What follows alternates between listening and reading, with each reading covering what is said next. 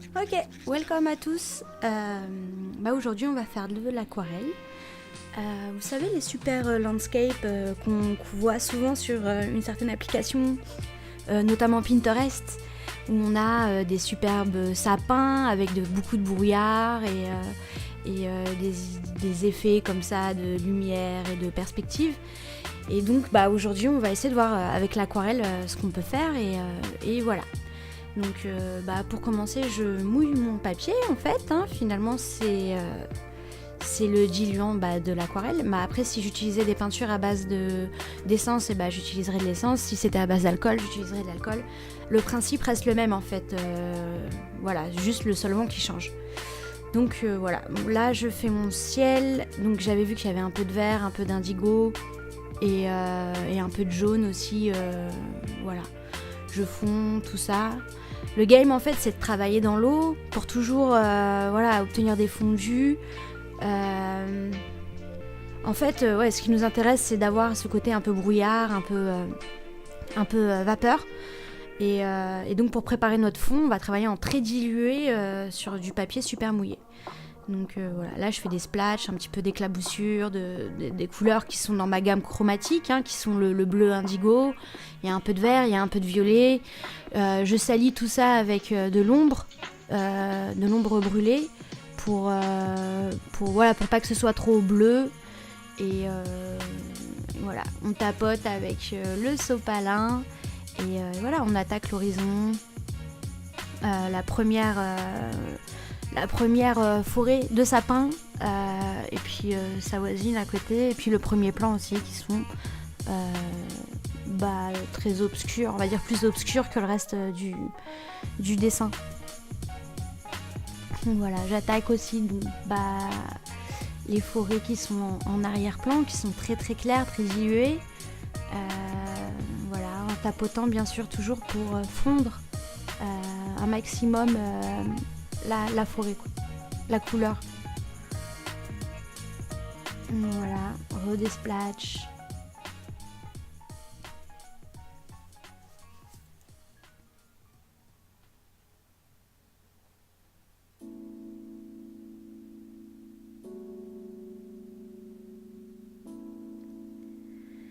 Donc maintenant en fait l'objectif c'est de simuler des arbres. Donc la technique en fait consiste, il faut pas se prendre la tête en dessin.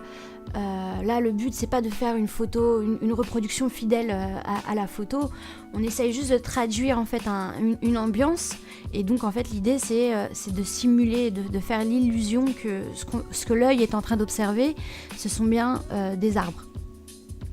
Donc voilà, donc en fait on laisse danser librement le pinceau, il n'y a pas de... Faut pas essayer de contrôler. J'en vois beaucoup qui, quand ils commencent à peindre ou à dessiner, ils lâchent pas leur gomme, quoi. C'est en moyenne toutes les 30 secondes, à peine ils font un trait, à peine ils l'ont déjà gommé. Et ça c'est un truc en fait, quand vous dessinez, en fait j'ai envie de vous dire, vous avez le droit de toucher à une gomme le jour où vous êtes capable de vous en passer en fait. Et il faut lâcher prise en fait, faut arrêter de vouloir tout gommer, de vouloir tout contrôler. Quand tu dessines, c'est pas grave si tu fais un faux trait, si tu t'es trompé, que t'as fait une erreur. De toute façon, quand on regardera ton dessin à la fin, on regardera pas juste le mini trait que t'as foiré au tout début en fait. Ce qu'on va regarder c'est les globales et on verra pas forcément ça quoi. Et voilà, donc détendez-vous en fait, c'est un bon moment, vous êtes en train de dessiner, il n'y a pas d'angoisse à avoir. Essayez pas de tout contrôler en fait, surtout pas avec l'eau, parce que vous voyez là, c'est justement ça qui est intéressant avec l'aquarelle, c'est que le pigment se diffuse au gré du papier, le papier absorbe tout ça. Donc voilà, là c'est très simple, enfin il y a rien de plus easy, de plus chill que de dessiner finalement un landscape. Parce qu'on dessine que des silhouettes, on essaye juste de faire des impressions.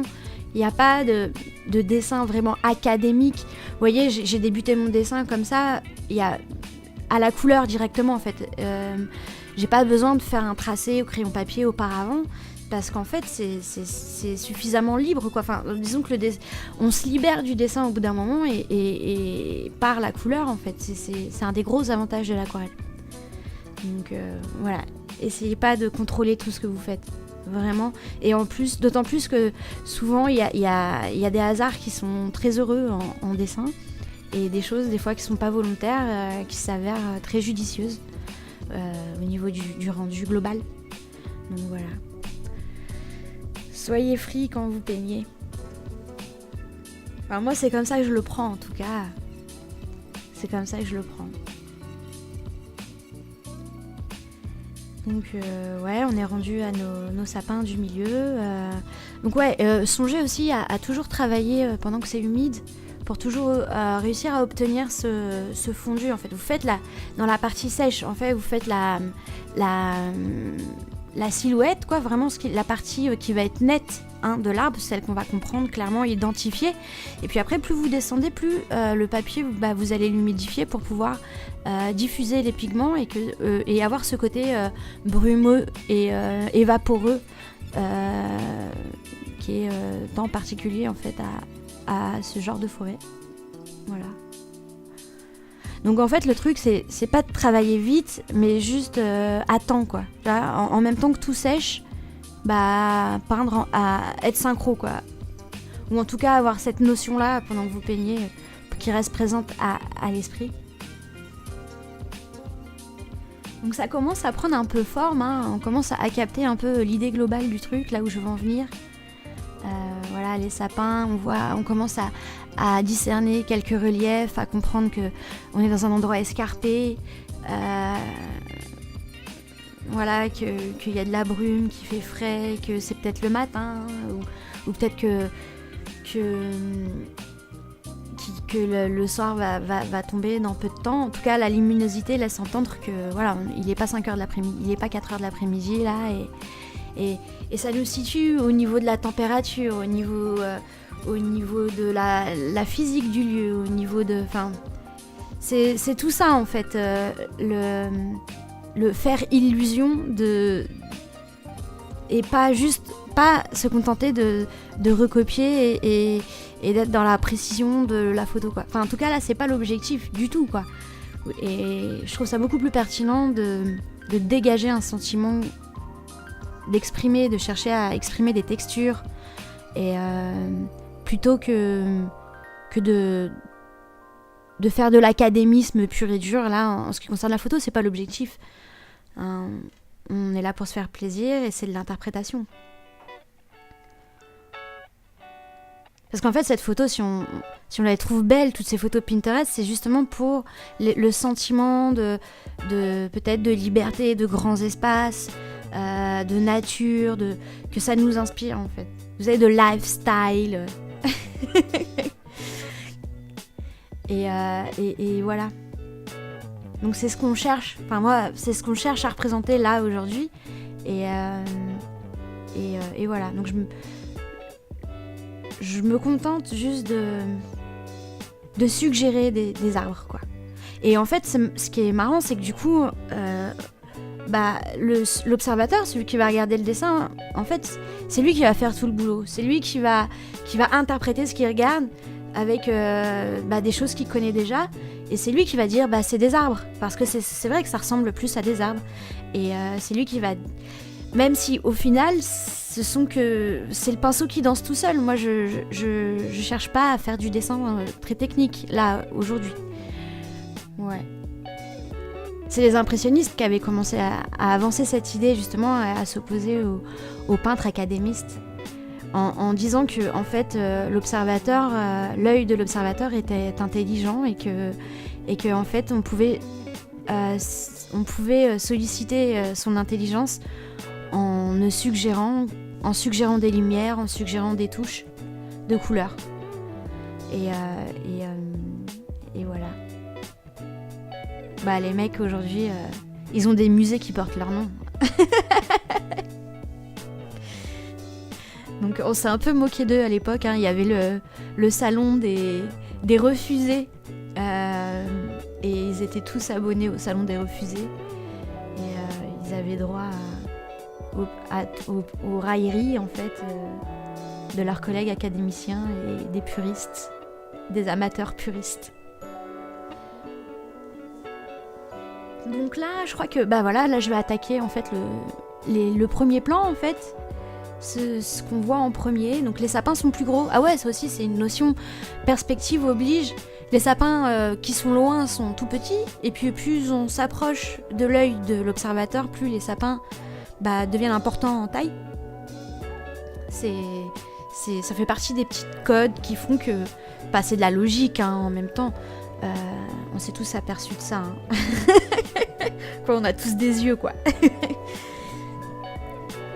Mais donc voilà. Donc mon premier plan est plus intense au niveau de la couleur, beaucoup plus opaque, moins vaporeux, et puis l'échelle change aussi, dû à la proximité avec l'observateur. Voilà. En fait, j'aime bien parce que c'est vraiment à la fin qu'on met en perspective tous les plans, en fait. Quand on rajoute le premier plan, c'est à ce moment-là qu'on comprend la profondeur du champ et que ça prend toute sa dimension.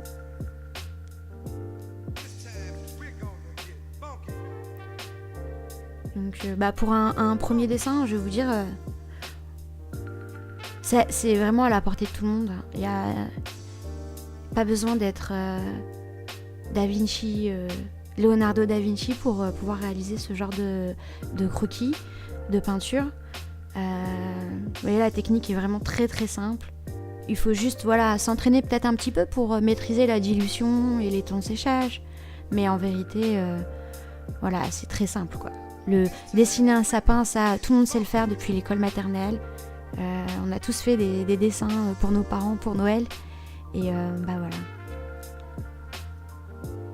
Donc je retire mes scotch et surprise, je m'aperçois que ça a bien dégouliné parce que j'ai pas bien collé mes scotch.